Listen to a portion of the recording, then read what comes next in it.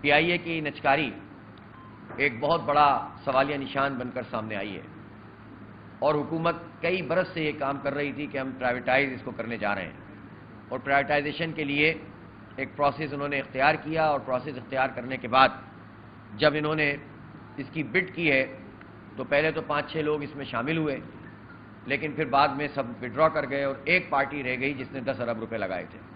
آپ اندازہ لگائیے کہ وہ پی آئی اے جس کی ابھی ان حالات میں بھی جو ورث بنتی ہے وہ اس کے اثاثہ جات ہی 152 ارب روپے کے ہیں، اس کی رائلٹی کی مد میں 202 ارب روپے ہیں، اور اسی طرح ریسیویبل جو ہے اس کے 16 سے 17 ارب روپے ہیں، اور 7100 ملازمین اور 2400 ڈیلی ویجز کے ملازمین۔ اتنا بڑا ادارہ، اور اس ادارے کو جب اس کی بڈ کی گئی ہے تو 10 ارب روپے کی آخری قیمت، آخری اور پہلی قیمت لگی ہے، جس سے آپ اندازہ کر سکتے ہیں کہ اس حکمران طبقے نے کیا عالم کیا ہے۔ افسوس کی بات یہ ہے کہ وہ حکمران جو 40-50 سال سے برسر اقتدار ہیں اور جنہوں نے پی آئی اے کو تباہ کیا، جنہوں نے اسٹیل مل کو تباہ کیا، جنہوں نے پاکستان کے قومی اداروں کو تباہ کیا، وہی بڑے میاں صاحب اپنی صاحبزادی سے فرماتے ہیں کہ پنجاب کے تحت پی آئی اے کو آپ لے لیجئے اور ہم اس کو پنجاب کے تحت چلائیں گے۔ میاں نواز شریف صاحب کی یہ بات، اور جو مریم اورنگزیب صاحبہ نے اور یہ ان سب لوگوں نے یہ بات کہی ہے، بہت ہی افسوسناک ہے۔ اسی طرح جو ہمارے وزیر اعلیٰ ہیں کے پی کے، انہوں نے بھی ارشاد فرما دیا کہ ہم اس کو کے پی کے تحت چلائیں گے، تو یہ مذاق نہیں کرنا چاہیے قوم کے ساتھ۔ بڑے میاں صاحب تو یہ بتائیں نا کہ 40 سال میں پی آئی اے کا بیڑا غرق کیا کس نے؟ آپ جو پی ڈی ایم کی حکومت جس میں یہ ساری پارٹیاں شامل ہیں اور ہر تھوڑے دنوں کے بعد وہ کاریگری دکھاتی ہیں، انہی لوگوں کی تو حکومت رہی ہے اتنے عرصے میں، اور ان لوگوں نے ان اداروں کو تباہ و برباد کر کے رکھ دیا ہے۔ وہ پاکستان کا ادارہ جو پوری دنیا میں ایک مقام رکھتا تھا، وہ ادارہ جو بہت ساری ایئر لائنز کو ٹرینڈ کرنے میں اپنا کردار ادا کرتا رہا، جس نے بڑی بڑی ایئر لائنز کو کھڑا کر دیا، وہ ادارہ جس کے اوپر سب کا اعتماد تھا، اس ادارے کی تباہی میں میاں نواز شریف کا کیا ہاتھ نہیں ہے؟ ان کی حکومتیں شامل نہیں رہیں؟ پیپلز پارٹی زرداری صاحب اور ان کی حکومتوں کا ہاتھ نہیں ہے کیا؟ کیا اس میں ان کی جو اتحادی جماعتیں، جو پی ڈی ایم کی جماعتیں ہیں، مسٹر مولانا، سب شریک نہیں ہیں ان اتحادوں میں اور ان حکومتوں میں؟ اور یہ 3.5 سال میں یہ جو گنڈا پور صاحب کہتے ہیں کہ ہم چلائیں گے، تو 3.5 سال میں آپ نے کیوں نہیں چلایا؟ جبکہ اس وقت پی ٹی آئی یہ بات کہتی تھی کہ ہم پاکستان اسٹیل کو بھی چلا کے دکھائیں گے اور سارے اداروں کو چلا کے دکھائیں گے، تو آپ نے کیا اقدامات کیے؟ تو اس لیے یہ جماعتیں جو اب اس وقت یہ سیاست بازی کر رہی ہیں اور اس طرح کی باتیں کرتے ہیں، یہ تو جواب دہ ہیں اس بات کے کہ انہوں نے قومی اداروں کو تباہ کیا ہے۔ اور یہ جو پورا پرائیویٹائزیشن کا عمل ہے، اس پورے عمل میں یہ سوال پیدا ہوتا ہے کہ جب یہ لوگ یہ کہتے ہیں کہ اسٹیٹ اونڈ انٹرپرائزز یہ ہمارے اوپر بوجھ ہیں اور ان پر ہمیں اتنے 100 ارب روپے دینے پڑتے ہیں، تو یہ بتائیں کہ اس بوجھ کو کس نے ہمارے اوپر لادا ہے؟ یہ 2008 میں پاکستان اسٹیل ایک پروفیٹیبل ادارہ تھا، تو 2008 کے بعد یہ خسارے میں کیوں گیا؟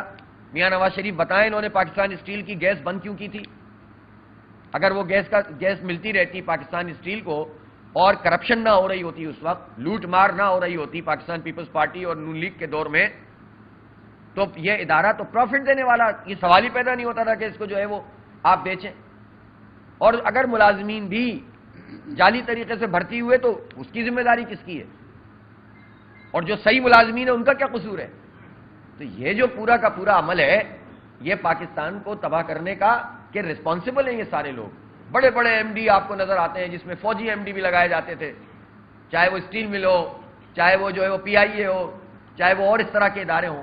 تو یہ جو اندھی پرائیویٹائزیشن کا عمل ہے، اس سے پہلے اس بات کی جواب دہی اس پورے حکمران طبقے پر عائد ہوتی ہے کہ جس طبقے نے پاکستان کے ان قومی اداروں کو برباد کیا ہے۔ پہلے ان کو فکس کرو، ان کو سزائیں تو دو، تبھی تو پتہ چلے گا کہ اس کی کتنی بولی لگنی چاہیے۔ تو اس لیے بہت دکھ کا مقام ہے پاکستان کے لیے، پاکستان کی قوم کے لیے، کہ ہمارے اتنے بہترین اداروں کے ساتھ یہ سلوک کر رہے ہیں۔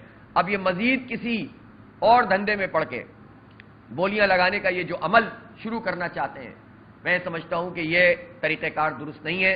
حکومت کا کام ہی یہ ہے کہ جو ادارے ان کے تحت ہیں ان کو چلا کر دکھائے۔ کرپشن ہے تو آپ کی وجہ سے، ہمارا مسئلہ نیشنلائزیشن اور پرائیویٹائزیشن سے زیادہ کرپشن ہے، اور اس کرپشن کی ذمہ داری ان لوگوں پر ہے جو حکومت میں شامل ہیں۔ لہذا ہم یہ سمجھتے ہیں کہ اس کی رسپانسبلٹی کو بھی فکس ہونا چاہیے، اور یہ حکومت کی ذمہ داری۔ اب دیکھیں نا، یہ پی آئی اے، یہ پاکستان ریلوے، اور یہ اس طرح کے جو ہے وہ اسٹیل مل کی بات کرتے ہیں جو اسٹریٹجک ادارے بھی ہوتے ہیں. دنیا میں کہیں بھی اسٹریٹجک اداروں کو فروخت نہیں کیا جاتا, ان کے تمام چیزوں کو سیکیور کیا جاتا ہے. لیکن یہاں پر بس بھیڑ چال میں جو چاہو کرتے رہو. اگر آپ پر یہ اسٹیٹ اونڈ انٹرپرائزز بوجھ ہیں تو آپ یہ بتائیے کہ یہ جو آئی پی پیز بوجھ ہیں اس کا کیا کیا آپ نے؟ یہ جو 2000 ارب روپے سے زیادہ پیمنٹ ایک سال میں ہم نے ادا کی ہے پاکستانی قوم نے چند لوگوں کو, تو یہ تو پرائیویٹائز ہے نا.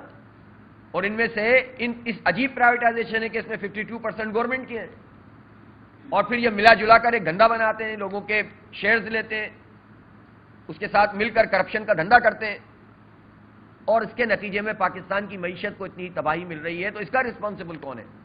اس کی جواب دہی کون کرے گا؟ اور یہ تو بتائیں کہ جو آئی پی پیز ہیں یہ انکم ٹیکس سے مستثنی کیوں ہیں؟ ایک تنخواہ دار آدمی کا آپ ٹیکس ڈائریکٹ کاٹ لیتے ہیں, 400 ارب روپے ایک سال میں پاکستان کے تنخواہ دار لوگوں نے جمع کرایا اور مزید ٹیکس لگا دیا ان کے اوپر, سلیب خراب کر دیا.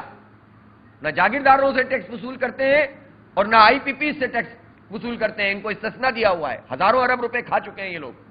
تو چند لوگوں کو مراحت ملے اور پھر کہیں کہ قومی اداروں کو فروغ کر دو, تو قومی اداروں کو چلانا ذمہ داری ہے حکومت کی, اور ان کو چلائیں, اور جو کرپشن ہے اس کو ختم کریں, اور جو اس نے کرپشن کی ہے وہ منظر عام پر آئے, تو آپ سے آپ تمام چیزیں ٹھیک ہو جائیں. اور جہاں تک بوجھ کی بات ہے تو سب سے بڑا بوجھ تو خود یہ حکومت ہے پاکستانی قوم پر. ابھی وزیر اعظم اور صدر صاحب کے طیاروں کی دیکھ بھال مینٹیننس کے لیے 2.25 ارب روپے منظور ہوئے ہیں. 1 ارب 80 کروڑ روپے. تو ان سے بڑا کون سا بوجھ ہے ہمارے اوپر؟ تو ان کے بوجھ کم نہیں ہوں گے, یہ قوم اٹھائے گی.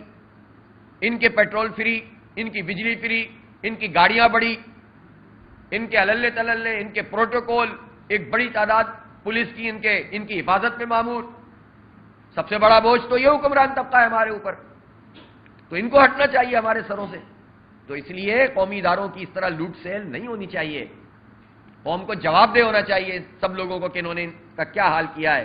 ایک ہمارے پاس مثال موجود ہے نا کہ الیکٹرک کی, یہ بھی اسی طرح کھمبوں کی قیمت کے برابر 16 ارب روپے میں پرائیویٹائز کیا گیا تھا.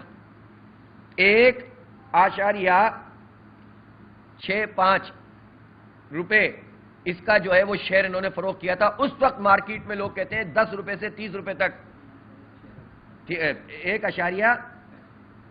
روپے 65 پیسے کہہ رہا ہوں نا, 1 روپے 65 پیسے کا شیئر فروخت کیا تھا انہوں نے اس وقت, جبکہ 10 روپے سے زائد اس کی قیمت تھی. کوئی پوچھنے والا ہے؟ اس وقت ایم کیو ایم یہاں پر براجمان تھی, مشرف صاحب کی حکومت تھی. پھر پیپلز پارٹی آئی اور پیپلز پارٹی نے 2009 میں اس کو دوبارہ بیچ دیا, اور 50 ارب روپے اس وقت کے جو آج کے 200-300 ارب روپے بنتے ہیں وہ قومی خزانے سے ادا کیے گئے. زرداری صاحب جواب دیں. یہ اندھی پرائیویٹائزیشن, لوٹ مار. اور جتنے پیرامیٹرز تھے اس وقت کے, بہت خراب تھا نا کہ یہ سی, لیکن وہ جتنے یونٹ بناتا تھا اب اس سے 15-20% یونٹ کم ہو گئے. اور جتنا جو ہے اس وقت جو ہمارے پاس 18 لاکھ صارفین تھے, تو اب یہ تقریباً کتنے ہو گئے؟ ابھی 38 لاکھ کے قریب صارفین ہو گئے. صارفین کی تعداد بڑھ گئی, یونٹ کم ہو گئے. سبسڈی 1.5 ارب روپے تھی, وہ پتہ نہیں. آتش نیوز پاکستان کے سب سے بڑے نیوز نیٹ ورک کا حصہ بننے کا سنہری موقع. ملک بھر سے درج ذیل آسامیوں کی ضرورت ہے.